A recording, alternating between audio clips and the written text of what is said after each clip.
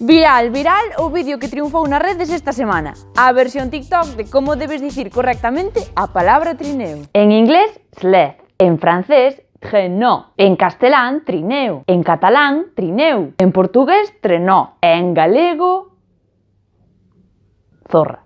E non é ningunha broma. Os nenos baixaron a montaña montados nunha zorra. Hai deportes como o bobsleigh que non deixan de ser unha carreira de zorras. En galego, o animal chámase raposa e non zorra. E zorra tamén pode ser un adxetivo, que significa lenta, parsimoniosa ou mesmo algo húmida. Así que podes ter roupa zorra no tendal ou ir zorra a clase. Iso sí, zorra non se pode empregar como insulto en galego. O equivalente é pendanga, pelella, pécora, candonga, coiruda. E tampouco podes dicir que non tes nin zorra. Non ten sentido.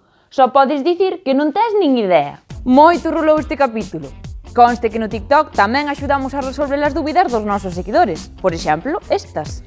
Ai, que os paniños me van dar moitos likes. Está chupado.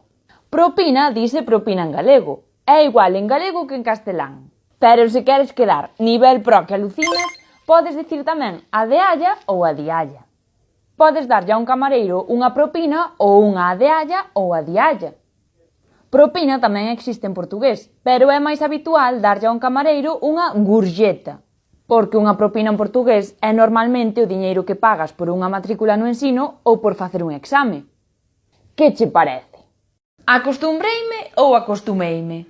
En galego dixe costume, e non costumbre, que é un castelanismo. Daquela, acostumeime e non acostumbreime.